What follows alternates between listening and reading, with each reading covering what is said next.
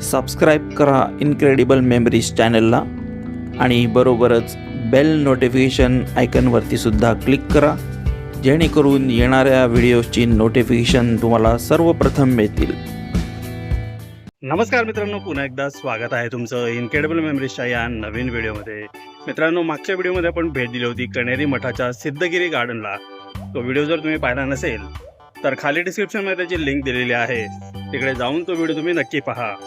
या व्हिडिओमध्ये आपण भेट देणार आहोत कणेरी मठाच्या सिद्धगिरी म्युझियमला.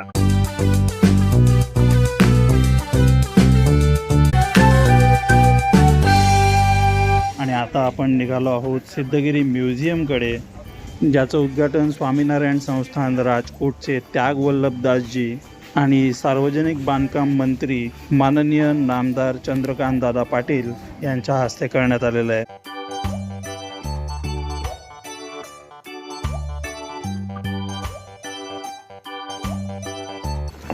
गुळ बघ कसा बनतो, वेफर्स, चिवडे. सिद्धगिरी मठाचं सर्वात मोठं आकर्षण म्हणजे सिद्धगिरी संग्रहालय. हे एक बंदिस्त आणि खुले संग्रहालय आहे आणि त्यामध्ये 100-200 वर्षापूर्वीच्या गावातील जीवनाचे चित्रण केलेलं आहे. गेल्या दशकाहून अधिक काळापासून सिद्धगिरी संग्रहालय हे महाराष्ट्र राज्यातील सर्वात लोकप्रिय पर्यटन स्थळ ठरलेलं आहे. देशभरातील लोक या बंदिस्त आणि खुल्या जागेला भेट देऊन आपल्या सांस्कृतिक मुळांशी जोडले जातात. आज आपला बराचसा समृद्ध इतिहास पुसला जातोय किंवा त्यामध्ये भेसळ केली जाते. आजची तरुण पिढी दिवसेंदिवस या भूमीच्या परंपरांपासून दूर जाते. रामायण आणि महाभारतातल्या कथा त्यांना कमी माहिती आहेत. इथं शिल्परूपामध्ये त्या कथा साकारण्यात आलेल्या आहेत.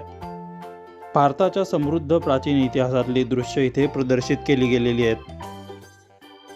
गुहेमध्ये प्रवेश करताच 32 ऋषी मुनींचे सिमेंट कॉन्क्रीटमध्ये तयार केलेले कोरीव पुतळे आहेत.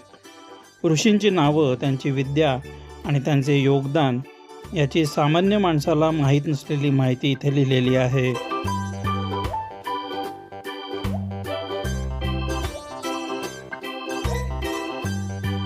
आपल्या कोल्हापूर सिरीजचे आणखी काही व्हिडिओज आपल्या चॅनलवरती आधीच उपलब्ध आहेत, त्यांची लिंक खाली डिस्क्रिप्शनमध्ये दिलेली आहे, तिकडे जाऊन ते व्हिडिओ तुम्ही नक्की पहा. हे संग्रहालय भारतातील अशा प्रकारचा पहिलाच प्रयत्न आहे जो बलुतेदारी या आर्थिक आणि सामाजिक सांस्कृतिक जीवनशैलीच्या परंपरेचे जतन करतो.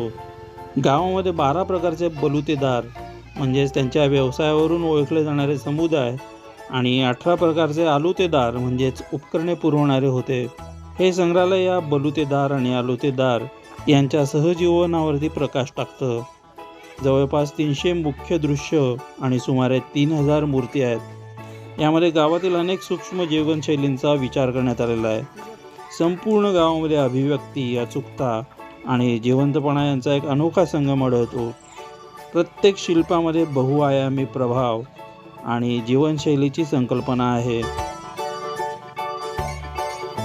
स्वामीजींनी स्वतः प्रत्येक मूर्तीच्या निर्मितीवरती आणि प्रत्येक दृश्यात्मक कथेच्या निर्मितीवरती देखरेख केलेली आहे. या संग्रहालयामध्ये 3 विभाग आहेत.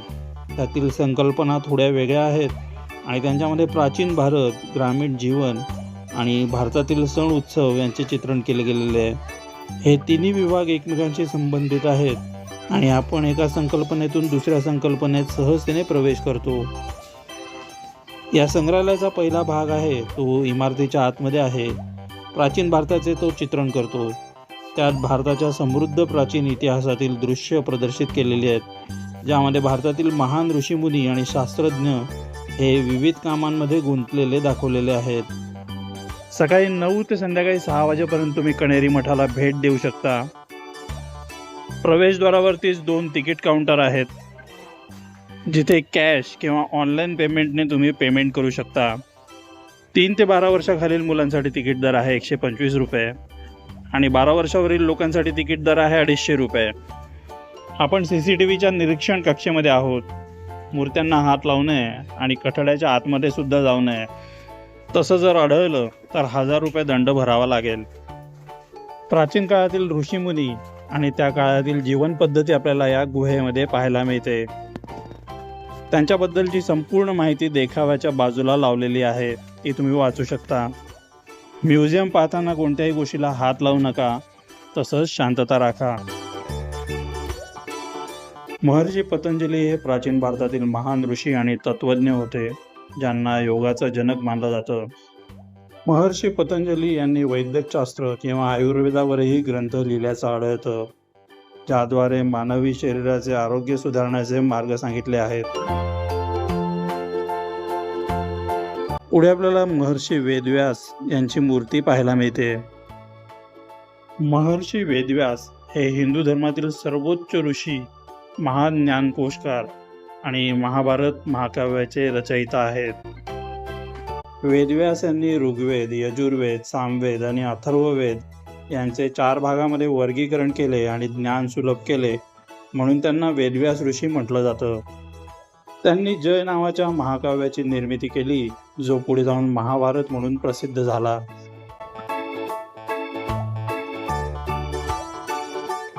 हे आहेत महर्षी कणाद. कणादांचा जन्म गुजरातमधील द्वारकेजवळ असलेल्या प्रभास क्षेत्रात झाला. फक्त भारतातच नाही तर संपूर्ण जगाचा पहिला अणुशास्त्रज्ञ म्हणून कणादांचा उल्लेख करावा लागेल. हे वैशेषिक दर्शनशास्त्राचे आद्य प्रवर्तक आहेत आणि ते शेतात पडलेले धान्यकण गोळा करीत असत, म्हणून त्यांना कणाद असं म्हटलं जात असेल. कणभक्ष असं त्यांचं दुसरं नाव आहे आणि द्रव्यामध्ये परमाणू असतात ही कल्पना प्रथम त्यांनी मांडली. या अणूपासूनच पृथ्वी, आप, तेज, वायू आणि आकाश ही पंचमहाभूते बनलेली आहेत, हा त्यांचा वैज्ञानिक सिद्धांत आहे. हा मठ कण्हेरी गावाच्या कुशीमध्ये वनराईमध्ये वसलेला आहे. या मठाच्या माध्यमातून ग्रामसंस्कृतीचे दर्शन घडवणाऱ्या सुंदर वस्तुसंग्रहालयाची उभारणी करण्यात आलेली आहे. हे कोणते ऋषी आहेत याच्याबद्दलची काहीच माहिती इकडे दिलेली नाही आहे. ही गुहा बांधण्यासाठी दगड, माती आणि सिमेंटचा उपयोग करण्यात आलेला आहे. खूपच सुंदर अशी ही गुहा इथे बांधण्यात आलेली आहे.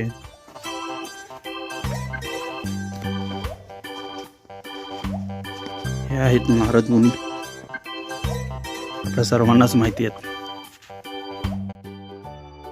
नारद मुनी हे हिंदू पौराणिक कथामधील अत्यंत लोकप्रिय, रंजक आणि ज्ञानी व्यक्तिमत्व आहे. त्यांना ब्रह्मदेवाचे मानसपुत्र आणि भगवान विष्णूचे परमभक्त मानले जाते. तिन्ही लोकांवरती म्हणजे स्वर्ग, मृत्यू आणि पाताळ या लोकांमध्ये मुक्त संचार करून भक्तीचा प्रसार करणे हे त्यांचे मुख्य कार्य आहे.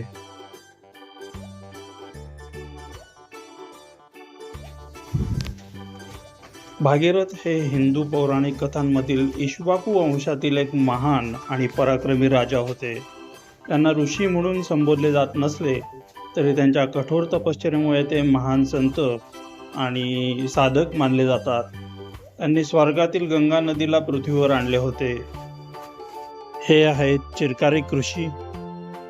चिरकारिक हे हिंदू पुराणातील एक प्रसिद्ध पात्र आहे, ज्यांची गणना अतिशय बुद्धिमान आणि दूरदर्शी ऋषीमध्ये केली जाते.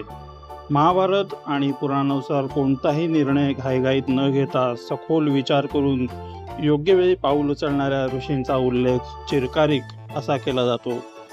भारतीय संस्कृतीमध्ये चिरकारिक हा शब्द संयम आणि शहाणपणाचे प्रतीक मानला जातो. एखाद्या समस्येवरती त्वरित प्रतिक्रिया न देता त्यावरती शांतपणे विचार करणे हा चिरकारिक ऋषींचा मुख्य संदेश आहे.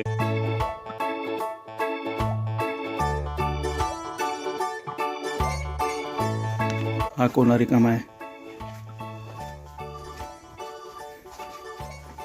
पंडित विष्णू शर्मा हे प्राचीन भारतीय विद्वान आणि नीतिशास्त्रज्ञ होते, ज्यांनी पंचतंत्र या जगप्रसिद्ध बोधवाक्यांच्या ग्रंथाची रचना केली.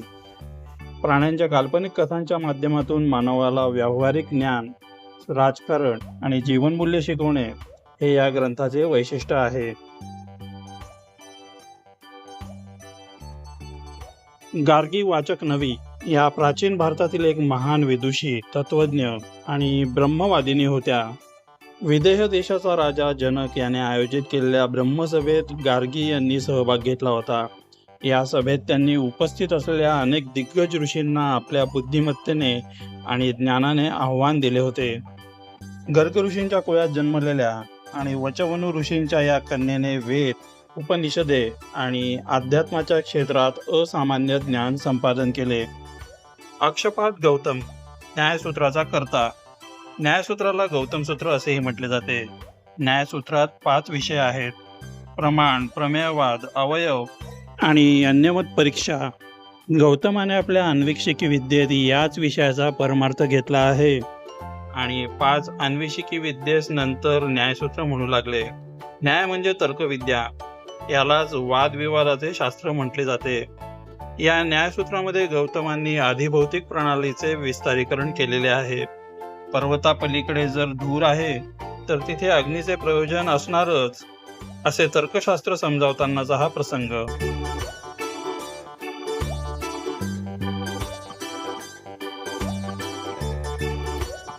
गुहेमध्ये अशा वेगवेगळ्या मूर्ती सुद्धा कोरलेल्या आहेत. महर्षी जैमिनी हे हिंदू तत्वज्ञानाच्या मीमांसा संप्रदायाचे संस्थापक होते आणि त्यांनी मीमांसा सूत्रे आणि जैमिनी सूत्रे रचली. त्यांनी धर्माचा मार्ग म्हणून कर्मकांडावरती भर दिला, जो भारतीय देवगणांचा गाभा आहे आणि याचा शब्दशः अर्थ सदाचार असा होतो. त्यांनी ज्योतिषशास्त्रात मोठे योगदान दिले आणि त्यांच्या मते वेद हे समाजाचे मूलभूत आधारस्तंभ आहेत, ज्यावर संपूर्ण धर्म आधारलेला आहे.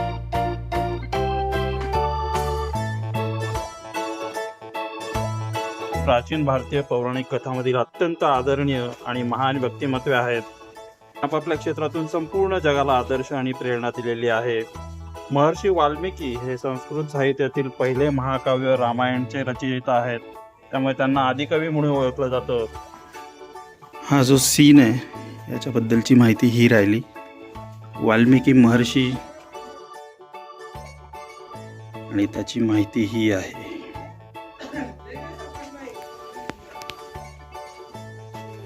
इथं पुन्हा काही मूर्ती कोरलेल्या आहेत. योगासनाच्या मूर्ती आहेत. पंजाबमधील श्रीकंठ देशातील स्थानेश्वर येथे राज्य करणाऱ्या राजवंशातील एक महान सम्राट प्रभाकर वर्धन आणि राणी यशोमती यांचा पुत्र. बहिणीचे नाव राजश्री होते. राजा हर्षवर्धनने उत्तर भारतातील अनेक विखुरलेल्या छोट्या संस्थानांना एकत्र करून एक मोठे राष्ट्र बनवले. त्याचा चक्रवर्ती सम्राट झाला. नागानंद, रत्नावली आणि प्रियदर्शिका या नावाची 3 नाटके त्याने रचली. विद्वानांचा आश्रयदाता दर 5 वर्षांनी एक मोक्षसभा भरवीत असे.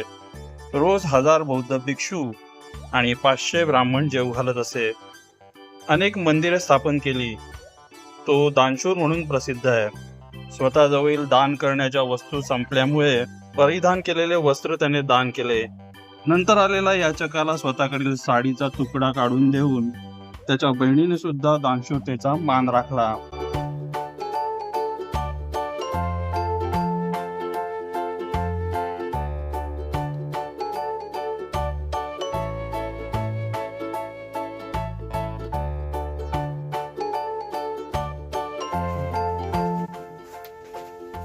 हे आहेत विद्यावाचस्पती. सामान्य शक 976. आंध्रातील मिथिला इथे जन्म झालेला आहे त्यांचा, विद्यावाचस्पती यांचा. आणि तीक्ष्णमती असणारे आणि बालपणापासूनच अध्ययनात अतीव आसक्तीयुक्त होते. ज्ञानशास्त्रामध्ये पंडित होते आणि शंकराचार्यांच्या ब्रह्मसूत्र भाष्यावरती तर्कसंगत अशी टीका लिहिली होती त्यांनी. आपल्या कार्यात असता दशक उलटले तरी आपल्या धर्मपत्नीचे त्यांना स्मरण नव्हते. एके रात्री ग्रंथ लिखाण करत असताना त्यांच्या पत्नीने दिवा लावला असता त्या प्रकाशात त्यांनी आपल्या पत्नीचा चेहरा पाहिला आणि त्यांना कामाच्या ओघात विसरलेल्या पत्नीचे स्मरण झाले. पौरव वंशातील एक राजा भरत हा दुष्यंत शकुंतला यांचा पुत्र होता. त्याला दमन किंवा सर्वदमन असे नाव होते. हा चक्रवर्ती होता आणि लहानपणापासूनच अतिशय धीट असल्यामुळे लहान असतानाच सिंहाबरोबर तो खेळत असे. एकदा तर सिंहाचा जबडा उघडून त्याचे दात तो मोजत होता. याच्याच नावावरून देशाला भारत हे नाव प्राप्त झाल्याचा महाभारतात उल्लेख आहे. हे आहेत भरत मुनी. भरत मुनी हे प्राचीन भारतीय नाट्यशास्त्रज्ञ, संगीतकार आणि ऋषी होते. त्यांना भारतीय नाट्यकलेचे आणि नृत्यकलेचे जनक मानले जाते. त्यांनी लिहिलेलं नाट्यशास्त्र हा प्राचीन भारतीय कला आणि संस्कृतीवरील अत्यंत महत्त्वाचा आणि प्रमाणित संस्कृत ग्रंथ मानला जातो. भरतमुनींचे योगदान केवळ भारतातच नव्हे तर जागतिक रंगभूमी आणि सादरीकरण कलांच्या इतिहासात अनमोल मानले जाते.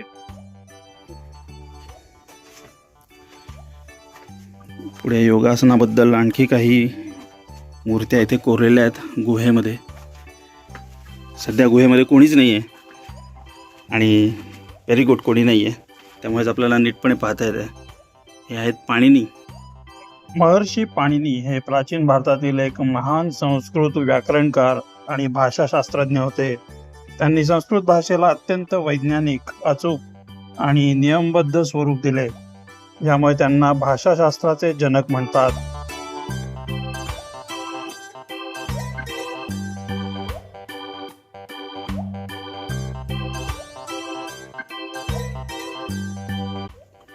तुमच्यासोबत जर लहान मुलं असतील तर त्यांना कृपया आवरा. हा कोणाडा सध्या रिकाम आहे. सुंदर अशी ही गुहा बनवण्यात आली आहे. पुन्हा एक योग मुद्रा आपल्याला इथं पाहायला मिळते. हाही कोणाडा रिकामा दिसतोय. संग्रहालयातली प्रतिकृती आणि शिल्पे ही सिमेंट आणि फायबर ग्लासपासून वास्तववादी तपशील आणि भावमुद्रांमध्ये बनवलेली आहेत.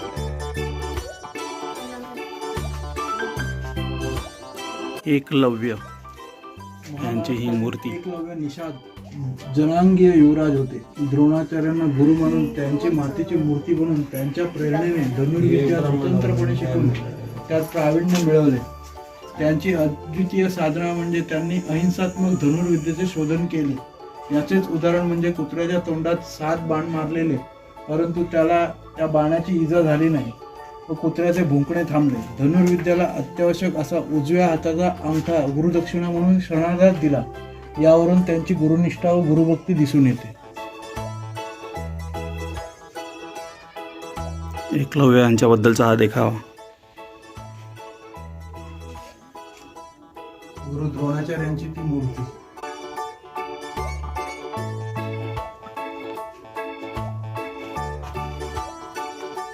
शबरी ही भिल्लजामध्ये जन्माला आलेली, बालपणापासूनच हट्टी असणारी, सत्य, प्रेम आणि नित्य अहिंसेचे पालन केलेले, मातीची मुलगी म्हणून ओळखणारी शबरी वृक्ष पशुपक्ष्यांसहित सर्वांवर प्रेमही करत होती. तिच्या लग्न समारंभातील होऊ घातलेला बकरीचा बळी रोखण्यासाठी लग्न कार्य सोडून मातंग ऋषीच्या आश्रमात गेली. गुरु आज्ञेप्रमाणे प्रभू रामदर्शनासाठी प्रत्येक क्षण श्रद्धेने अनेको दशकापर्यंत वाट पाहून शेवटी रामदर्शन प्राप्त केलेली ही भाग्यवान महिला, पहा तिचा केवढा संयम.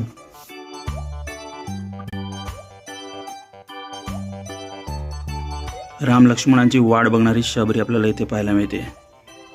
आणि समोरच राम आणि लक्ष्मण शबरीच्या झोपडीमध्ये येतानाचं दृश्य आपण पाहू शकतो.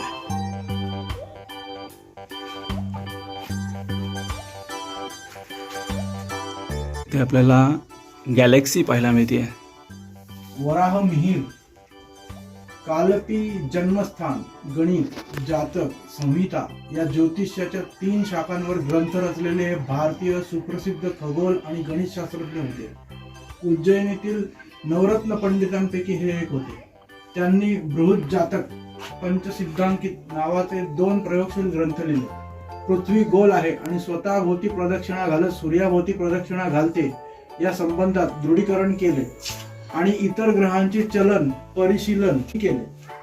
कालगणनेसाठी पंचांग निर्माण केले. कमी खर्चात खगोल वीक्षणालय व वेदकाळांची निर्माण पद्धती अत्यल्प खर्चात शोधून काढली.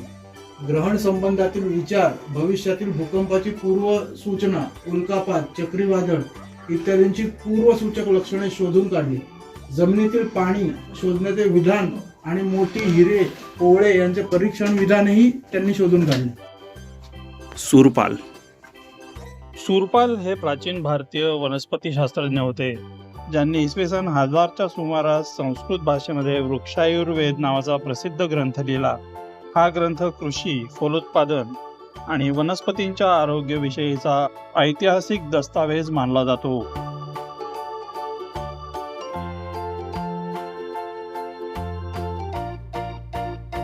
पुढचा जो येणारा देखावा आहे तो यशोदेचा आहे.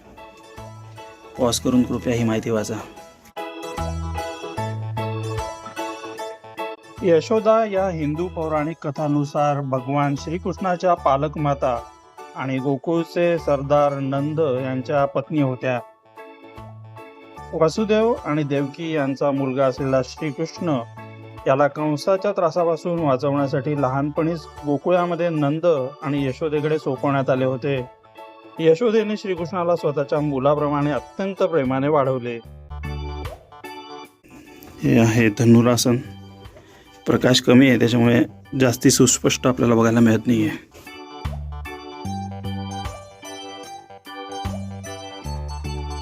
हे आहे उत्तान पादासन. चाणक्यांबद्दलची ही माहिती आपल्याला इथे पाहायला मिळते.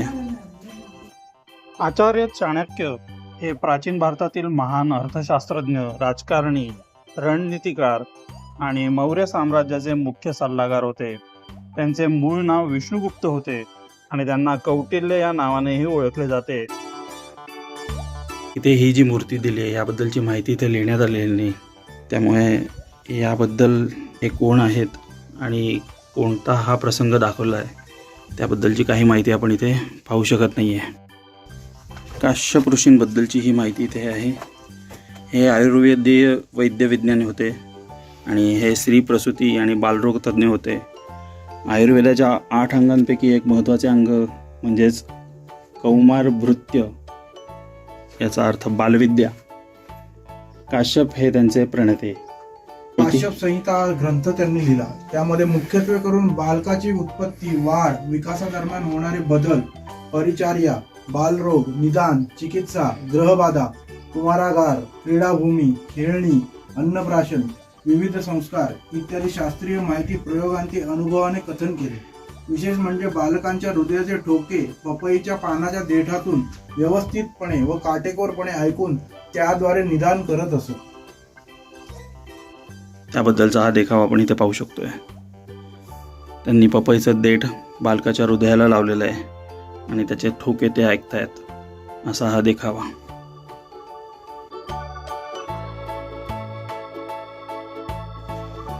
त्या काळाचा टेथोस्कोप होता. हो.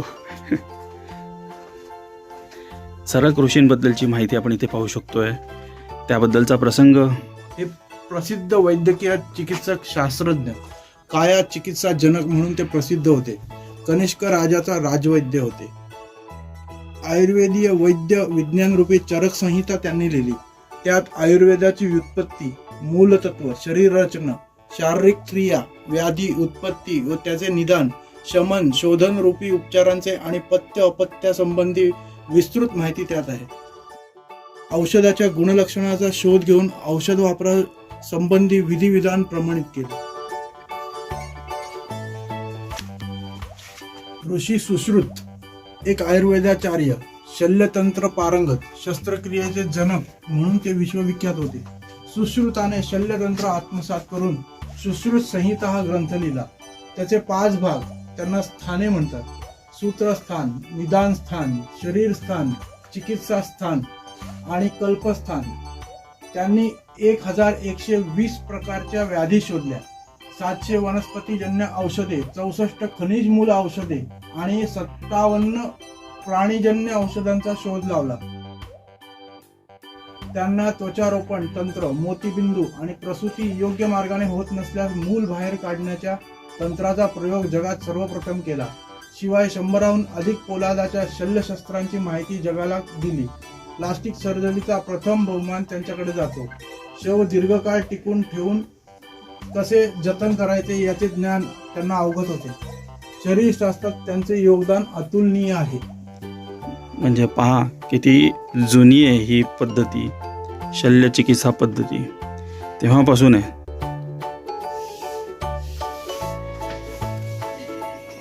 जीवक जगप्रसिद्ध तक्षशिला विद्यापीठात आदर्श आणि अत्यंत मेधावी विद्यार्थी होते. मगध राज्यात राज्यवैद्य होते. भगवान बुद्ध आणि बुद्ध संघाचा आरोग्य परिवेशक होते. या प्रपंचात औषध न बनणारी कोणतीच वस्तू नाही असे संशोधन केले. शिवाय मेंदू व मज्जासंस्था यांच्या शस्त्रक्रियेत विशेष प्रावीण्य प्राप्त केले होते. नाडी वैद्यही होते. शिवाय मर्मविज्ञानी होते. पंचकर्म चिकित्सेतील त्यांचे प्रयोग अप्रतिम होते. Very good. आणखी एक योग मुद्रा आपल्याला इथे पाहायला मिळते.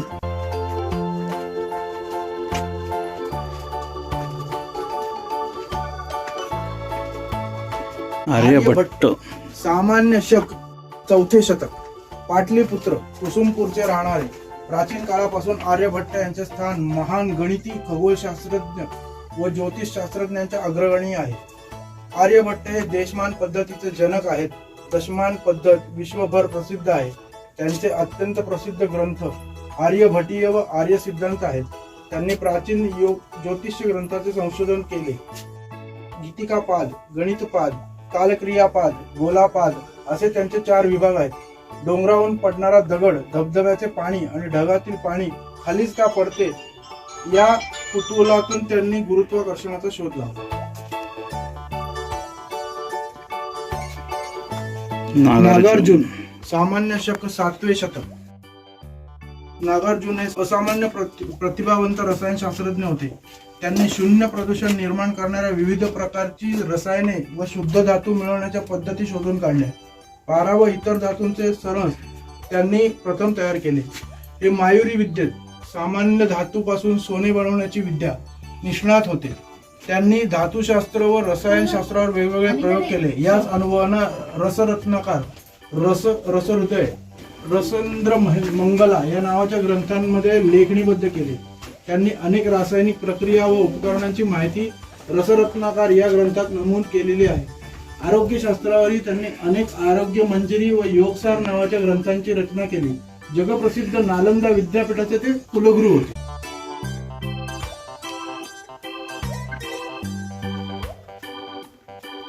भरपूर मोठं म्युझियम आहे ना. उभय भारती आद्य शंकराचार्य व बिहारमधील त्या काळातील महान विद्वान मंडळ मिश्रा यांच्यात जो वादविवाद झाला त्यात शंकराचार्य विजयी झाले. या वादविवाद सभेची सर्व सूत्रे मंडन मिश्रांच्या पत्नीने उभय भारतीने स्वीकारली होती. ती केवळ सूत्रधार नव्हे तर परीक्षकही होती. अशी आख्यायिका आहे की उभय भारती ही प्रत्यक्ष सरस्वतीचा अवतार आहे. मंडन मिश्रा हरल्यानंतर शंकराचार्यांशी वादविवाद करण्याचे आवाहन तिने केले. वादविवादाच्या प्रवाहात जेव्हा कामशास्त्राचा विषय आला तेव्हा शंकराचार्यांनी वेळ मागून घेतली. शेवटी उभय भारतीचा विजय शंकराचार्यांनी मान्य केला. शेवटी ती सुद्धा शंकराचार्यांची शिष्या झाली. यावरून प्राचीन काळी सुद्धा महिलांचे स्थान अत्युच्च होते हे दिसून येते.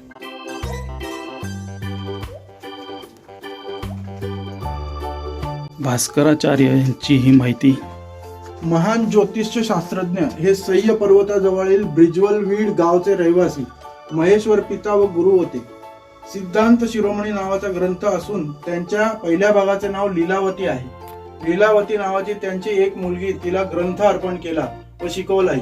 त्यात लीलावती, बीजगणित, गणिताध्याय, गोलाध्याय नावाचे 4 खंड आहेत.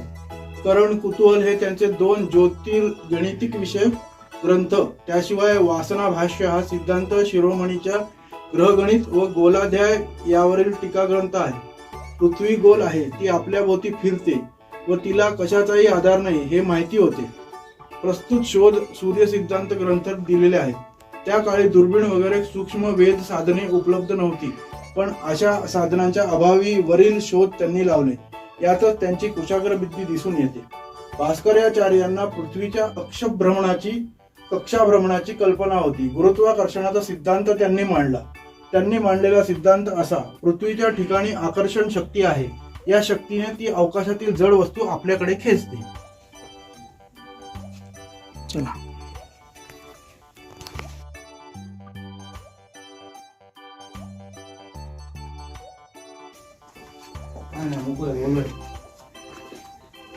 बनणार आहे अजून, बनले नाही.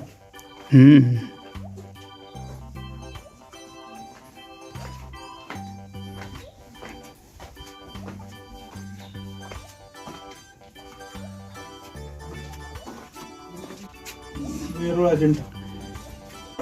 काही शिल्पाकृती आपण इथे पाहू शकतो. सुंदर अशी ही गुहा कोल्हापूरमध्ये तुम्ही आलात तर कण्हेरी मठाला जरूर भेट द्या.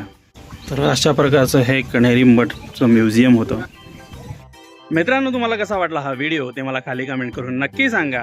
आणि हा व्हिडिओ जर तुम्हाला आवडला असेल आणि अजूनही तुम्ही इनक्रेडिबल मेमरीज चॅनलला सबस्क्राईब केलं नसेल तर जरूर सबस्क्राईब करा.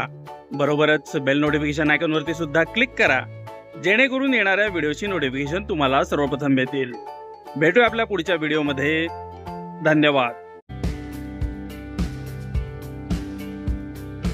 तर मंडळी, कसा वाटला तुम्हाला हा व्हिडिओ ते मला खाली कमेंट करून नक्की कळवा. आणि आपल्या या चॅनलला लाईक, शेअर आणि सबस्क्राईब करायला विसरू नका. भेटूया पुढच्या व्हिडिओमध्ये. धन्यवाद.